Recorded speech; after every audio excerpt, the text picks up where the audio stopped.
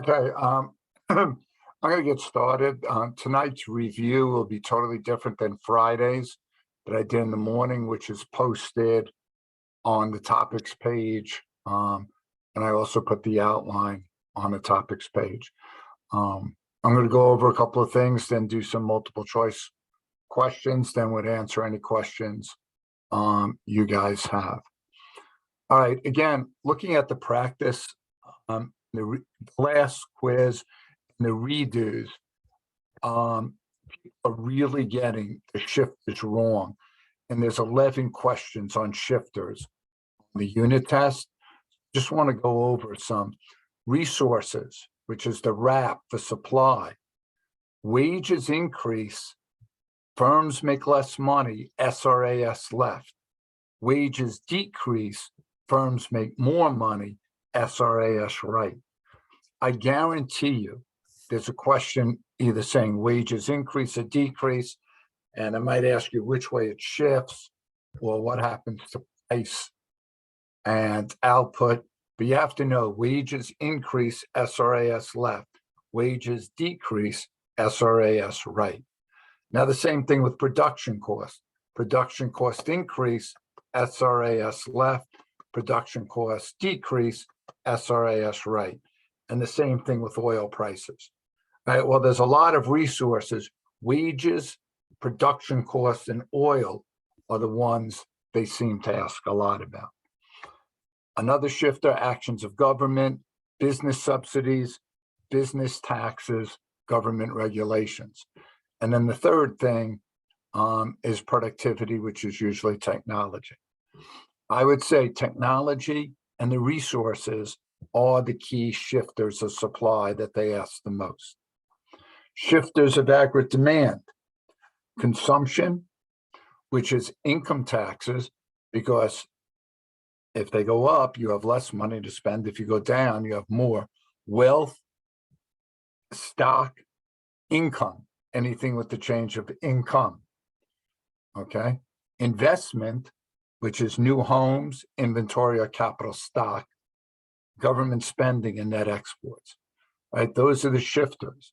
If they give you a situation like government spending increases, you know you're going to shift AD to the right, graph it, and it's price level up and output up. You know, they're going to ask questions like that. All right, so there's 11 questions on the shifters. I don't think those questions are hard if you know the shifters, and the ones that I see we're getting wrong the most are the resources. All right, wages, production costs, and oil.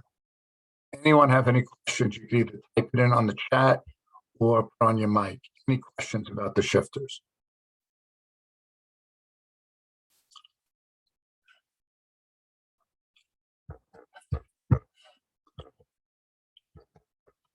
Okay. The discretionary fiscal policy is the one we've been talking a lot about, taxing and government spending. Okay. The non-discretionary is the automatic stabilizers. And like they're already a law. So what they're trying to do is when we're in a recession, you get unemployment insurance, you get welfare, you pay less taxes. They help shift AD to the right. When we're in good times, the progressive tax system is higher. You pay more taxes, so you have less money to spend, less unemployment, less welfare, and it tries to get AD to the left. All right. Now, for the fiscal policy, remember, the goals of contractionary is when you have an inflationary gap, you're trying to reduce inflation. Just remember, inflation is price level and decrease GDP. Decrease government spending, increase taxes, or both. Then expansionary, you're trying to reduce unemployment and increase government spending, decrease taxes, combination of both. Okay, so there's your contractionary, expansionary fiscal policy. And, you know, with the contractionary, remember the automatic stabilizers, progressive tax, things are going well, we're going to pay more taxes. Therefore, that's going to slow AD down. And for expansionary, things are going poorly. People are going to get unemployment, welfare, and that's going to help AD that way. All right, here's what I'd like. What do you mean? What kind of questions? I mean, they could give you a recession and ask what the government could do, or they could give you an inflationary gap picture and ask what the government could do. They could say potential output's 800, you're at 700, so you're in a recessionary gap. What fiscal policy should there be? I don't know, is that what you wanted, Spiro? But if you take the practice test, there are kind of questions like that. And I'll probably have questions here like that. So I'm going to give you a minute on each question here, and don't type anything in till I count off. An appropriate fiscal policy to combat a recession would be to increase which of the following?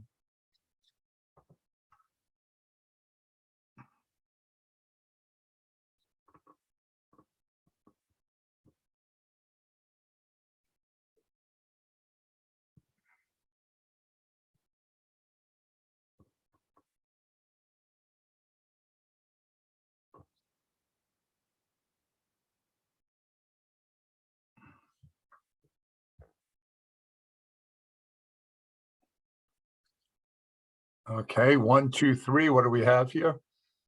All right, lots of dogwoods. And dogwood would be government spending would shift to AD to the right, which would decrease unemployment, increase price level, increase output. All right. There's only two possible answers here, C or D, because nothing else is fiscal policy. Okay. An increase in personal income taxes will most likely cause aggregate demand and aggregate supply to change in which of the following ways? Give people a minute, and then I'll ask for your answers.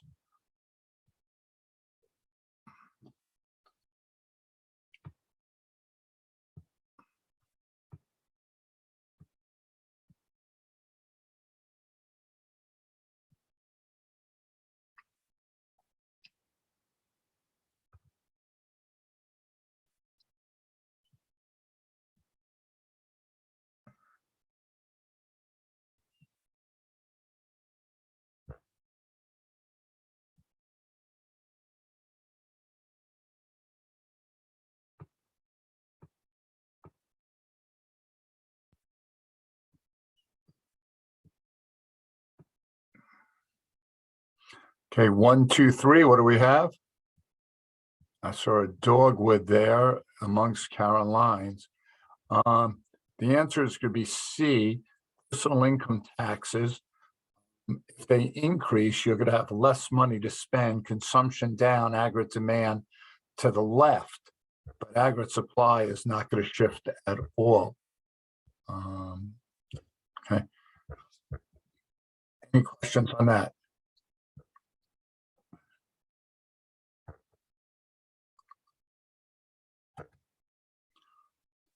With an upward sloping aggregate supply curve, an increase in government expenditures will most likely. Give you a minute to think. Let me go to the graph here.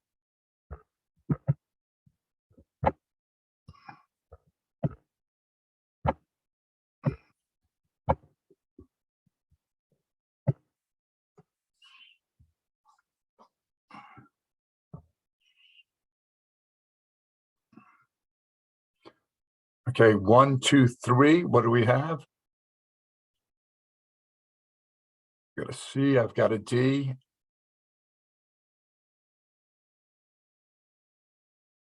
We've got some C's. Anyone else?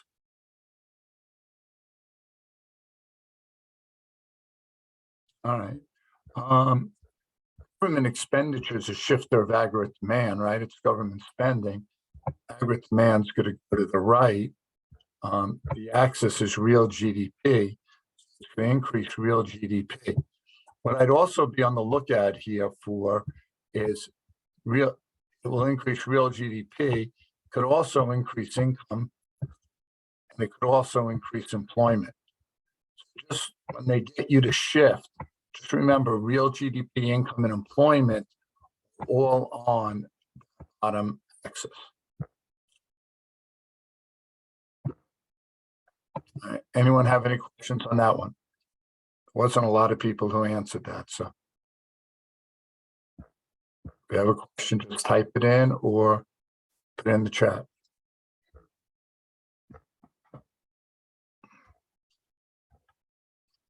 Which of the following is most likely short-run effects of an increase in government spending?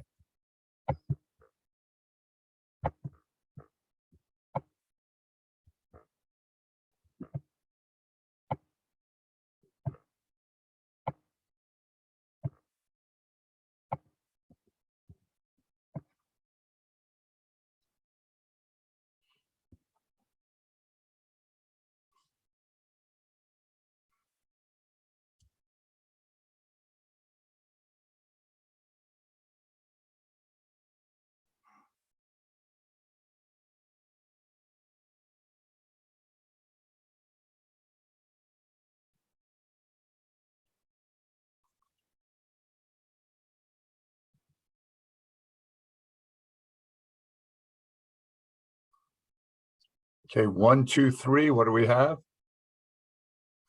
Getting a lot of C's here. All right, again, I'm going to just shift my aggregate demand because government spending. I'm now at B. Well, price levels went up. I know inflation increased, real GDP, and employment increased, so unemployment decreases. C is the correct answer. And there it is again, like they said, they used unemployment, but they could have used income also in that.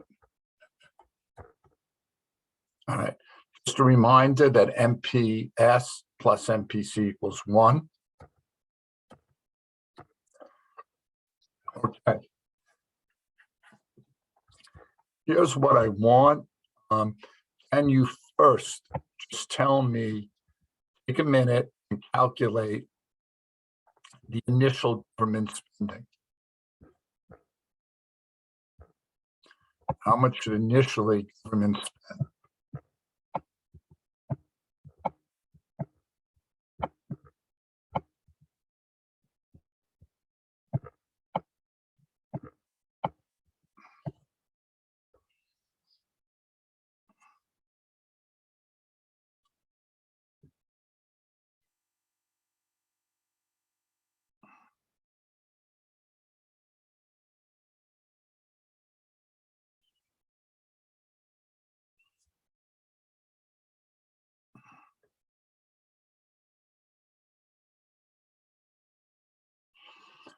Okay, 1, 2, 3, what's your government spending? I've got one person with 100 billion, I've got 100. Okay, people are coming in with 100. The multiplier is 1 over 0.8. That's 1 over 0.2, which equals 5. The formula would be change in GDP, which is 1,000 minus 500. So I have to change the GDP by 500. The multiplier is 5, and X is the initial, so we got 100. Okay, I'm going to give you another minute and tell me what we have to do with taxes. What we would have to do with taxes. I'll give you a minute to think about that.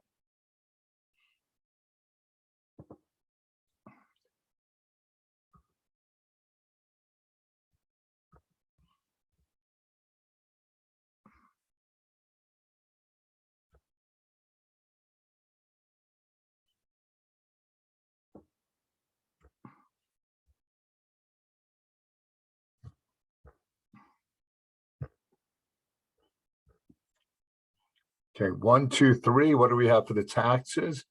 I've got decreased tax, lower. Yes, I was looking for the amounts, which would be 125. The tax multiplier is 1 minus spending. So 1 minus 5 would give me -4. So it would be -4x equals 500, and x equals 125. Okay.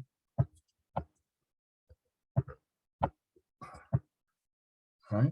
Just a reminder, the LRAS curve is full employment and potential output.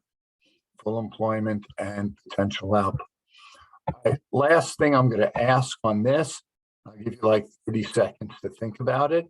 If government does not intervene, so there's no fiscal policy, no monetary, no policy by government, what will shift and in which direction to get us back to the long run?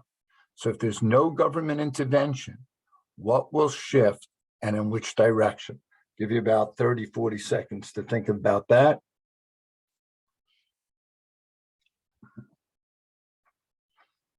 And this, by the way, is a recessionary gap.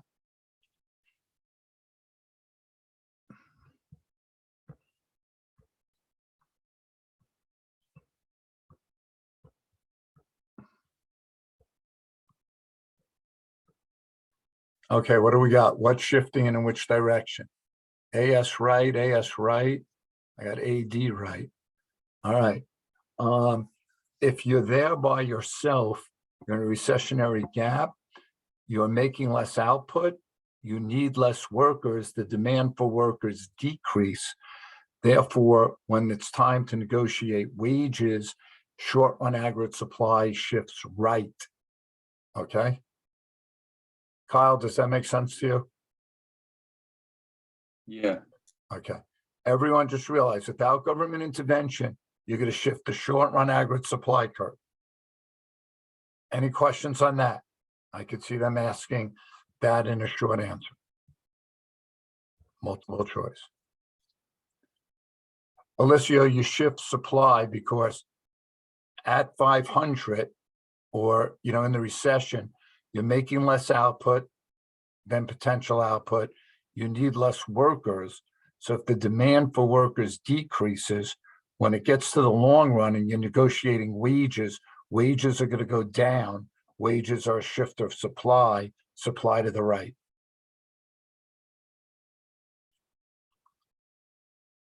Okay. And again, it's always AS is shifting, but in a recessionary gap, you're going to shift it right, but you're going to shift it left in an inflationary gap, which we'll have, I'm sure, coming up. Okay. All right. Here we go. Here's the inflationary gap. I'm going to give you a minute to tell me what should government do? Increase or decrease spending by how much? Give you a minute to think about it.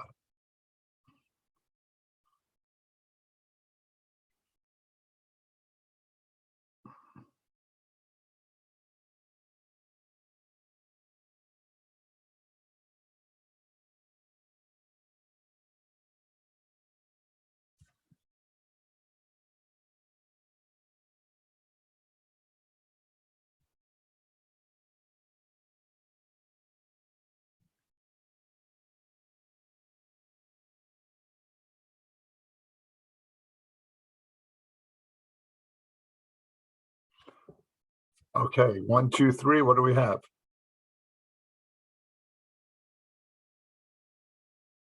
We've got decrease by 10. Okay. 1 over 1 minus 0.5 is 1 over 0.5. So the multiplier is 2. The gap is 20. 2x equals 20. X equals 10. All right. Give you like 30 seconds to tell me what we got to do with taxes.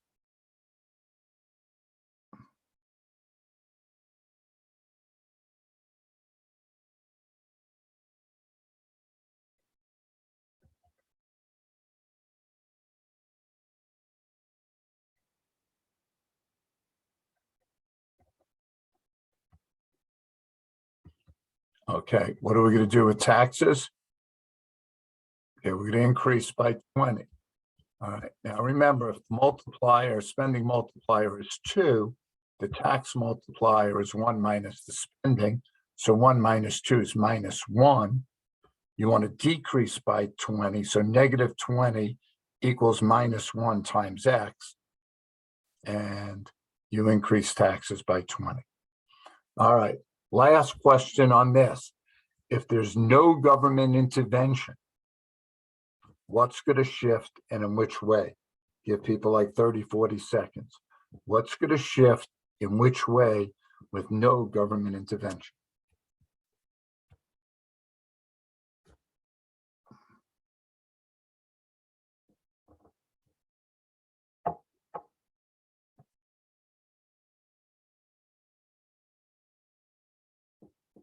Okay, 1, 2, 3. What do we got? All right, we got the AS to the left. Good. All right, because here, when there's no government intervention, you got to ask, all right, am I making more or less output? More. I need more workers. The demand for workers increases. Wages increase, a shift of SRAS to the left. Good job. Mr. Bressler, Yes. why wouldn't it be, isn't it AD to the left? That's what your thing shows. Like, I said with no government intervention.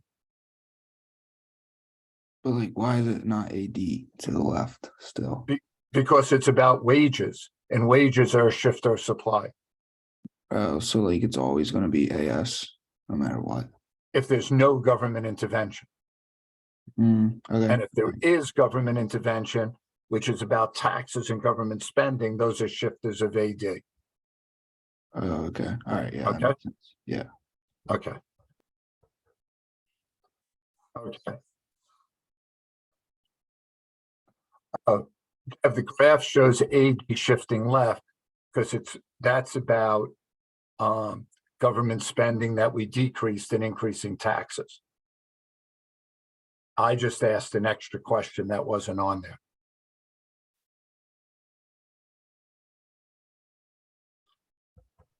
Can you repeat that? What? Did you just say something about taxes? Yeah. Deb asked, why does AD shift left? And I said, because the graph there really is answering what we answered before. AD shifting left because a decrease in government spending or an increase in taxes. I added at the end the last question about no government intervention, and that's not what that graph was there. I was just giving us practice. Okay. Okay. Okay. Suppose the autonomous consumption is 400. The marginal propensity to consume is 0.8. Give you a minute. Think about this one.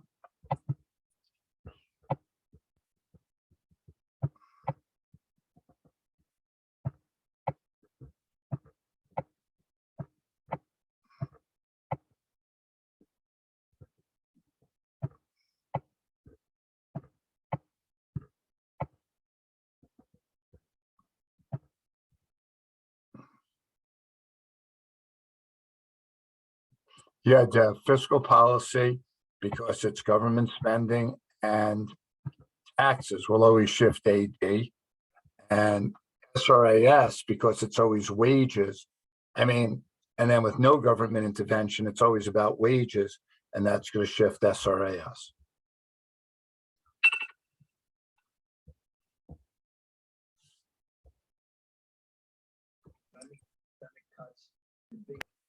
Okay, I'll count to 3. 1, 2, 3. What do we have here?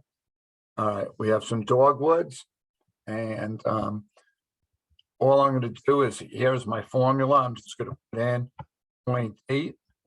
I don't know what the change in spending is, so that's X. And the change in income, they told me, is 1,200. That 400, just there to confuse you. And then if you solve for X, 0.8 times 1,200 is 960, D as in dogwood. Okay. And I totally think there'll be a question like this on the test, just maybe with different numbers. Just put in the formula and you should be okay. Which of the following is true about the marginal propensity to consume? Give you a minute to look at the answers.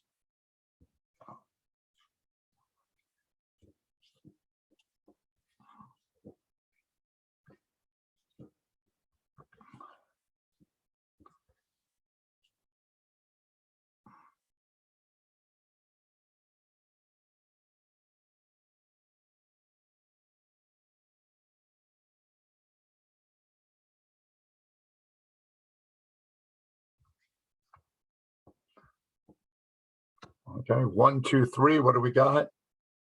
All right, we've got some broccoli. All right, it determines the size of the multiplier because the multiplier equation is 1 over 1 minus MPC. So depending what MPC is, that is multiplier. Why not C? Because MPC doesn't change. The amount of income, the amount of consumption changes, but not the MPC. So meaning if income's 1,000, we spend 800. If income is 2,000, we spend 1,600, but it's still 0.8. The percent, the MPC doesn't change, the dollar amount changes.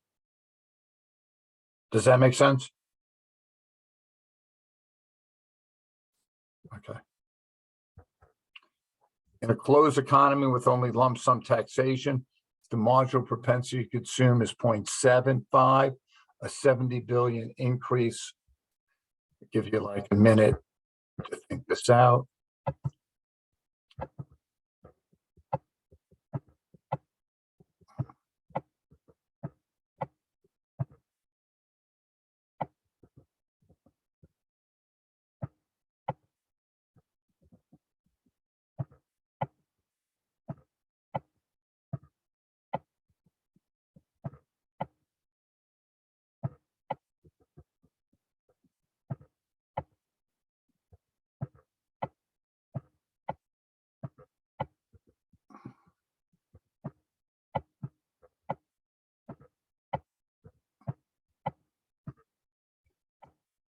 Okay. 1, 2, 3, what do we got? I thought I saw a D in there, but a lot of E's. All right. The first formula is to figure out the multiplier. 1 over 1 minus P, 1 over 0.75, which gives you 1 over 0.25. So you get a multiplier of 4. And then going to fill in the formula below. 4 times 70 gives me 280. E as in ln is the answer. Any questions there? What was the second equation that you used? It's change in GDP equals the multiplier times initial investment. So the change in GDP was X. The multiplier was 4, and the initial investment was 70 billion. Gotcha. Okay.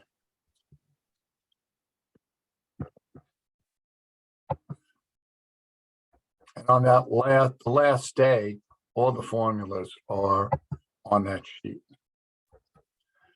This is the economy with lump sum taxes in. Okay. Give you a minute for this.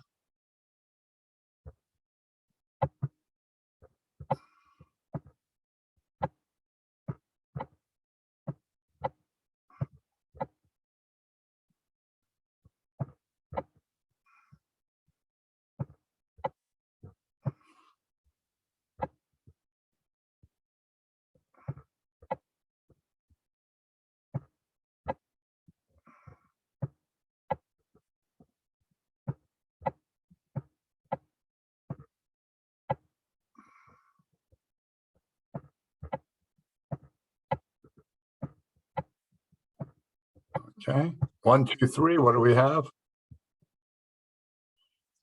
Okay, we've got dogwood.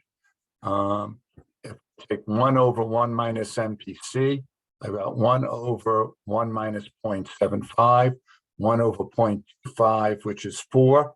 So now I'm just going to put in 4 for my multiplier, 2 for my initial spending, and that gives me T as in dogwood, 8. Okay, and again, there'll be a couple of these very similar, maybe with different numbers tomorrow. Okay, give you a minute on Jane.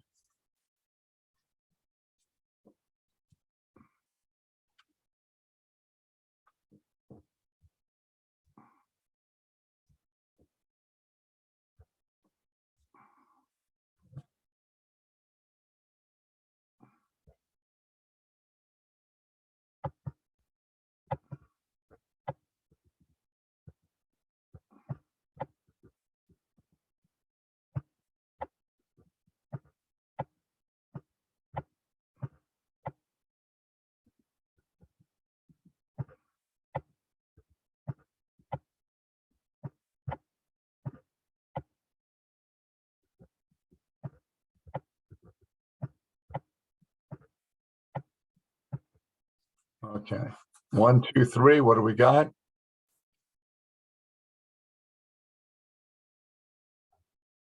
I've got A, I've got B. Anyone else want to take I'm getting some more Bs. Okay, the MPC is 0.8. I'm just going to fill in. My change in consumption is X. I don't know. My change in income went from 50,000 to 40,000. That's 10,000. I'm going to then solve for X, and it would be 8,000. Okay. All right. Just know the formulas, plug them in, and you should be okay. Don't get distracted by Jane spent 36 from a disposable income of 40. Just plug in the formula and you'll get the 8,000.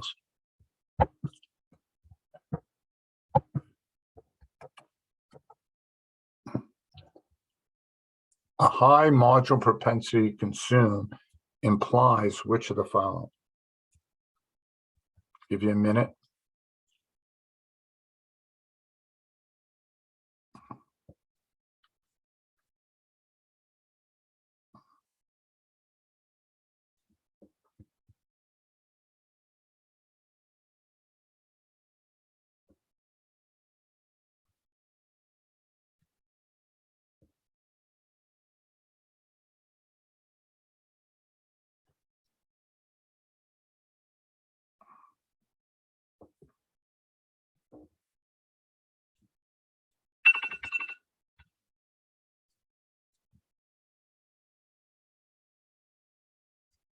Okay, 1, 2, 3. What do we have? Okay, we've got a lot of Ellens, and that's correct. If the marginal propensity to consume is 0.9, the marginal propensity to save is 0.1. The marginal propensity to consume is 0.8. The marginal propensity to save is 0.2, because they have to equal 1. So E as an Ellen is correct. If the government increases expenditures on goods and services and increases taxes by the same amount, which of the following will occur? Give you a minute.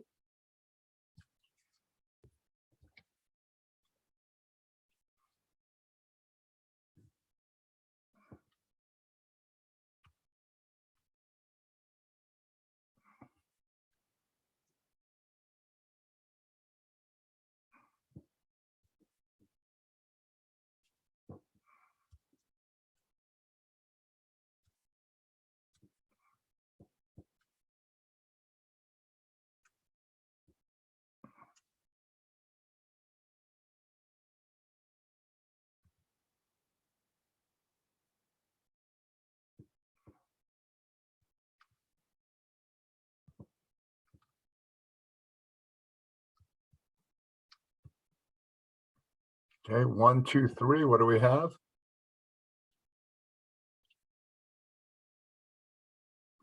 Okay, we have mostly B's and a couple of A's. Now you got to remember, right? And let's just use a number here. Let's say the multiplier is 5. I'm just making it up. It could be any multiplier. And government spent 100. So if government spends 100 and the multiplier is 5, GDP increases by 500. But now they said they increased taxes by 100. You got to remember the tax multiplier is 1 minus the spending. So the tax multiplier is going to be minus 4. So GDP is going to decrease 400. Okay. So you're going to have GDP increasing by 100. So aggregate demand will shift right. Okay. People who had A, does that make sense? Mr. Bressler, Yeah. does AD shift right? Is that like consumption? Correct. Okay. Well, I wouldn't say it's consumption. It's an increase in government spending. Isn't it Wait, so for demand, it's just, I thought it was just government, or is it government spending? It's government spending, Okay, okay? Yeah. And that's bigger because the multiplier is big. You gotta check, if they move the same way, government spending is always gonna outdo it because the multiplier is bigger. Now, if they had increased government spending and decreased taxes, ED is gonna shift big to the right because they're both working together. All right. To read that carefully, there's one or two of those on the test. All right. Again, just to recap, they both go in the same direction.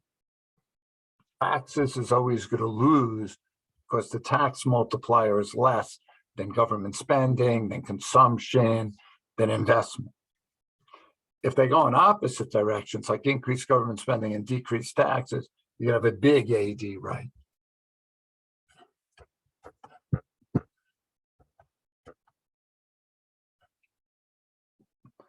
Okay, let's just figure out what you have to do with government spending. I'll give you a minute.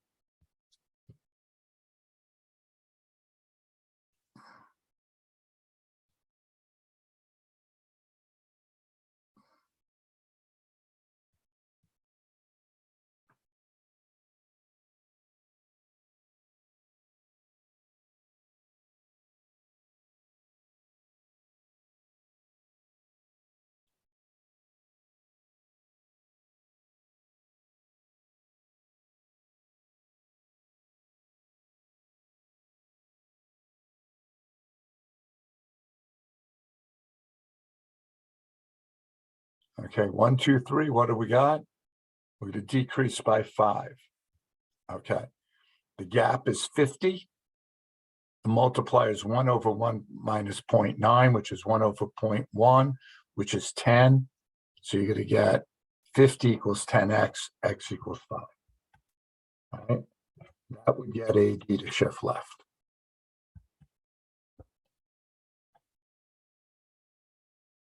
Okay, let's try. For this one, tell me what to do with taxes. What to do with taxes. Give Mr. you a Russell? minute. Don't have a question? yeah, so if the number's one? negative. Yeah, if the number's negative, you decrease it.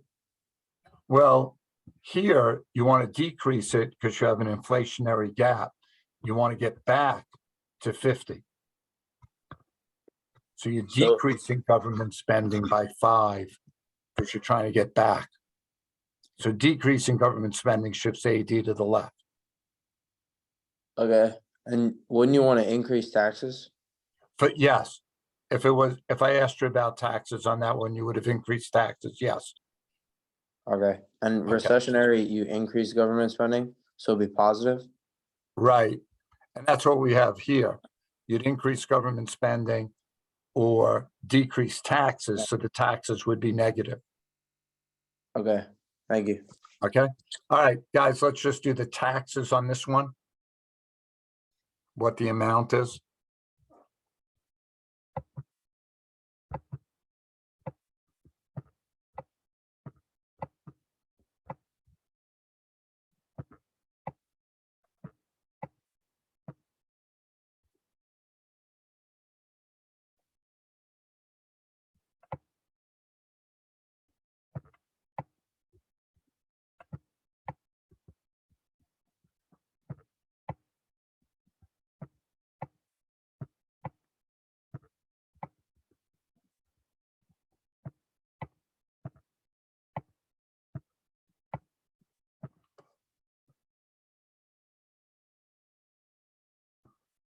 Okay, 1, 2, 3, what do we got?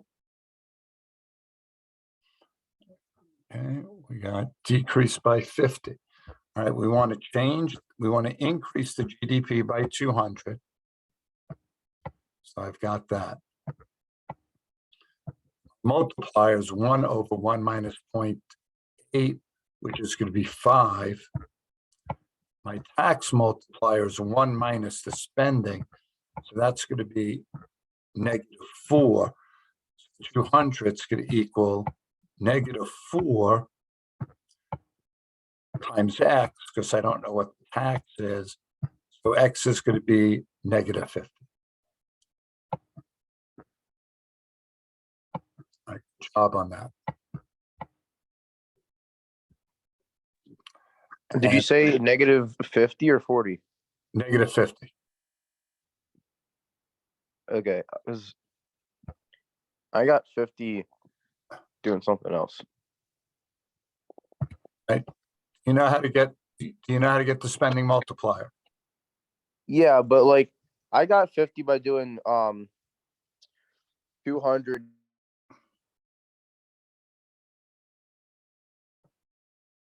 Yeah. Did you cut out?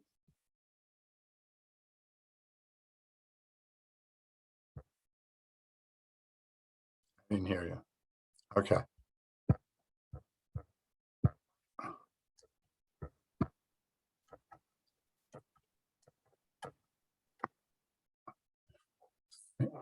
This is the last one for the night. Stagflation is most likely caused by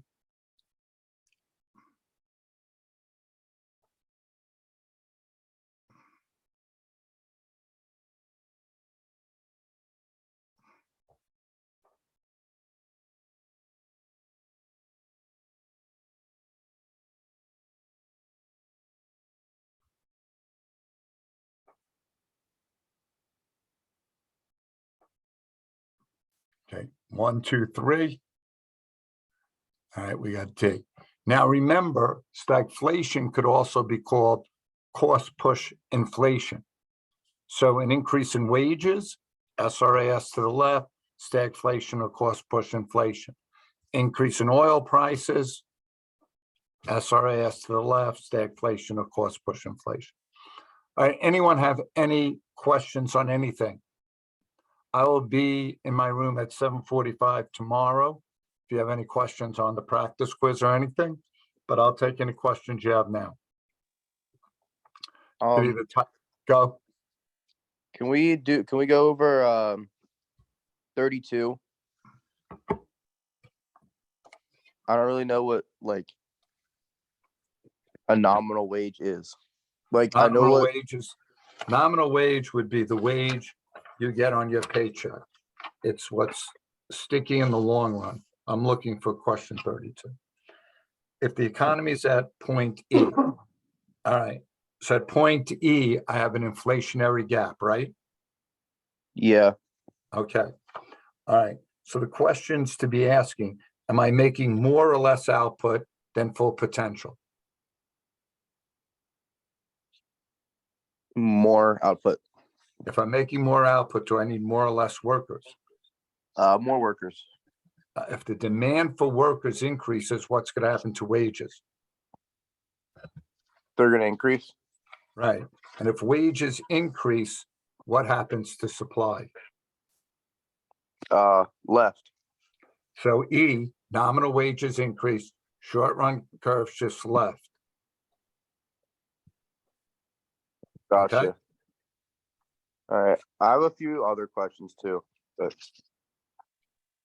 not sure if anybody else has Okay. any. Let me get Andrew. Andrew, are you referring to a specific question for the consumption function? No, I just don't really remember what it is. I mean, it's just really consumption. Just think of it as consumption. Okay. Yeah. Was it on a practice test or something? Yeah, I think 11 and 12 were on it. Okay, let me sure. see how it's used there.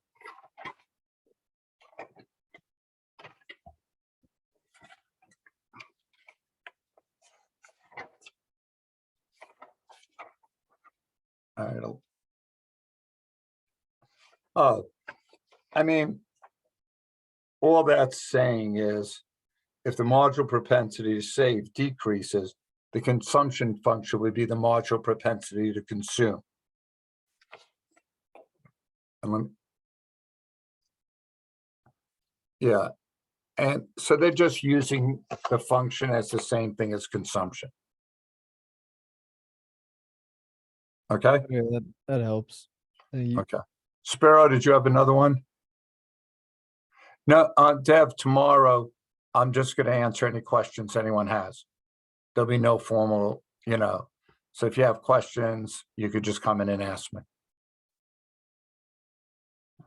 I don't know where they use demand shocks, Alicio, but a positive shock shifts demand right and a negative shock shifts it left.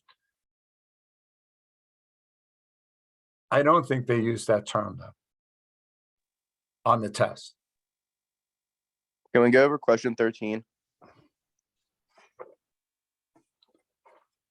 Consider a simple economy.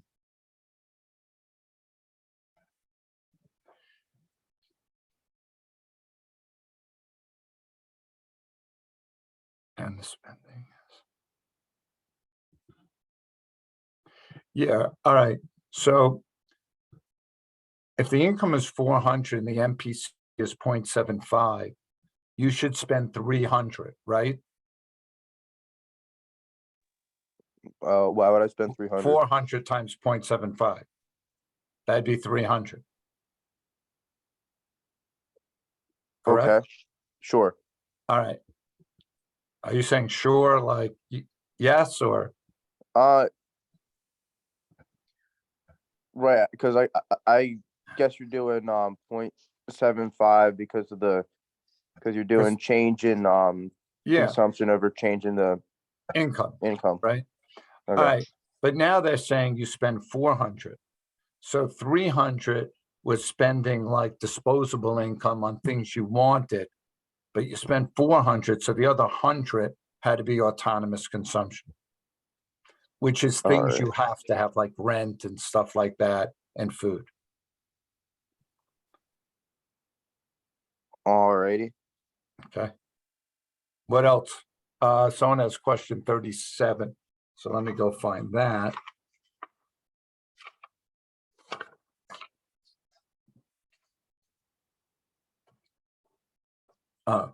So an improvement in the business outlook of firms is a time. All right, you could call it a demand shock. You should know aggregate demand's going to shift right because it's optimism. All right. So if the outlook is good, businesses are going to invest more in their business. They're going to buy more equipment, open up new stores. So aggregate demand is going to shift right. And you can think of that really, Alicio, as optimism.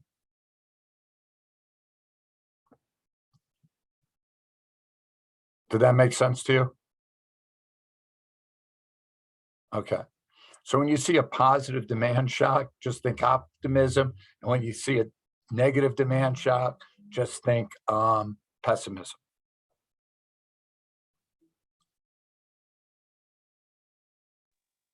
Can we go over 28? Yeah, let me just find it. I got the correct answer, but I don't understand what I was narrowed down to A and C, but I didn't really understand like what they mean. Okay. So nominal wages are sticky because people have contracts. So therefore, they're slow to rise or fall. Okay. So it doesn't matter if you're in a recession where there's where you have high unemployment, or where you're in an inflationary gap where you have labor shortages. They're controlled by contracts, and therefore they don't rise and fall as quickly as price levels.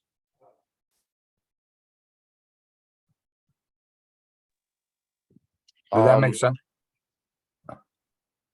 So the payments are slow to rise when there are labor shortages. Yeah, so when you're in an inflationary gap and you need labor because you're making tons of product, wages don't rise because people have contracts. Like say, we need 100 more teachers this year at Calvert Hall. My wages are not going to rise because I have a yearly contract. And just like if, we had 20 teachers too many, my wages aren't going to fall this year because I have a contract. Gotcha. Okay. Okay. Any other questions? Can we also do 23? The short run aggregate supply. Yeah, it's upward sloping because as price levels go up, companies make more money, therefore they want to supply more. But why not E? Because just because prices are going up, that doesn't make workers more productive, Right. Okay. okay?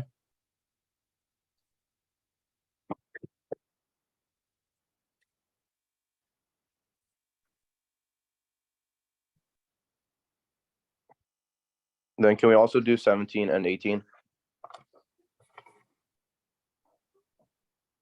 Yeah, I just got to find it.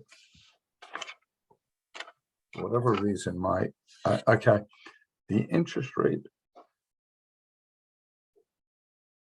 Okay, so the interest rate effect, Spiro, is about if interest rates go up, businesses don't want to borrow money because they don't want to pay a lot of interest, so investment goes down.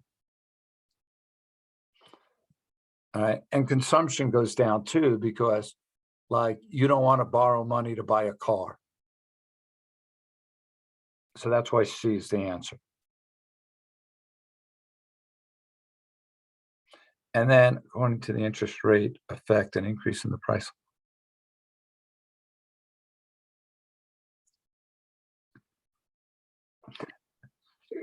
And then 18 is pretty much saying, according to the interest, an increase in price level causes people to hold more money.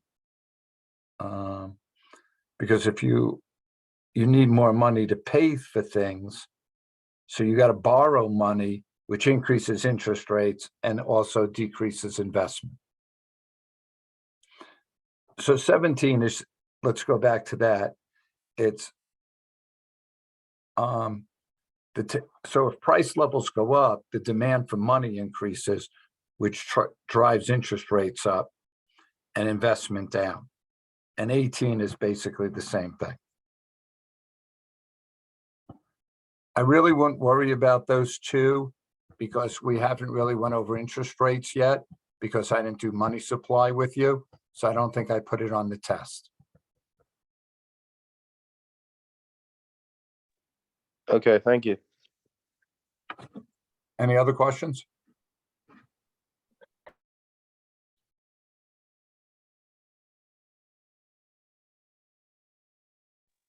Can we do 40? 40? Yeah. Okay, let me get there.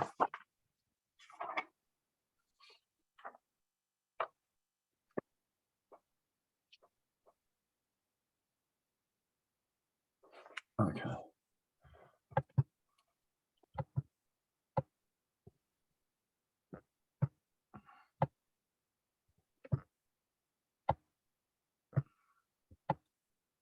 All right, so 40 is saying in the long run, an increase, all right, an increase in aggregate demand. So you went from A to B, right? At B, are you making more or less product than A? More. Do you need more or less workers? More. If the demand for workers goes up, what's going to happen to wages? Up. If wages go up, what shifts? Supply left. So now you're back to the long run and you're at C. At C compared to A, what's price level? Higher or lower? Higher. And what's output? The same. Yeah. So it'd be E. Yep. Increase in aggregate demand cause price level 2. Gotcha. So you you increase the AD, and then whatever that tells you, you When it says self-correcting, that means no fiscal policy. Supply's always going to shift the opposite direction than your original shift. If you shifted AD right, supply's going to shift left. Shifted AD left, supply's going to shift right. so what if it didn't self-correct? Then it would stay at B, or if they gave you fiscal policy, aggregate demand would shift left back to A. If they gave you fiscal policy, which is either a tax or government spending, I guess. Correct. All right, cool. Thank you. Okay. Anything else?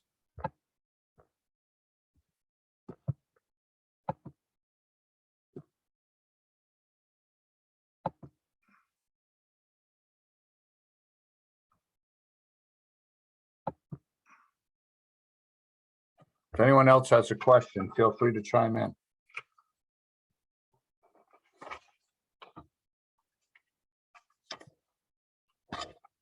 '59, Jose, you're just seeing, did I do them all?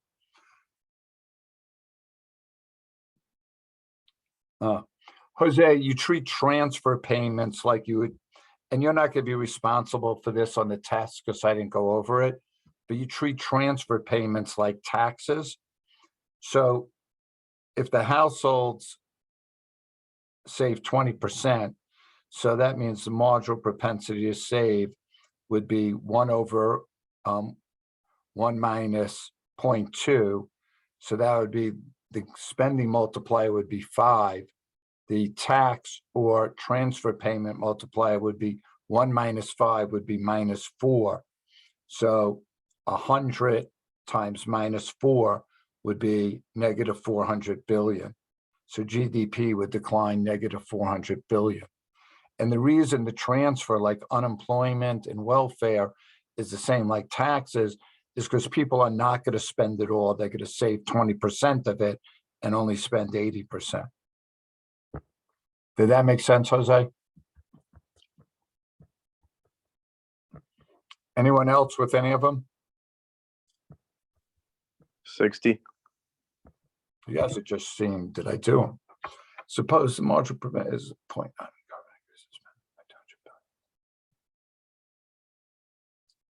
Okay. So 1 over 1. So the multiplier is 10, correct? Yeah. Okay. So I take 200 times 10, and that gives me GDP increases by 2,000, right? Or 200. 2,000 billion. Hold on. 200 times. 10, right? Wait. This new increase in spending was financed by a fresh increase in taxes, which equals 2 billion. So we're Why doing would this. you? Go. Why would you multiply the 10 times the 200? Because you got to take the multiplier times the initial to see the change in GDP. So then what exactly is a initial investment then? That would be the 200 billion government spending. Yeah, but like I just don't see how a tax is like investment into anything. Well, you could call it an initial tax then for that one. Okay. All right, so you take 10 times 200 and you get 2,000, right? Yeah. All right, now you have to do the tax. What's the tax multiplier? Oh, 1 minus spending, so negative 9. So now you have negative 9 times 200, and that's negative 18, right? Yeah. So you're left with an increase of 200.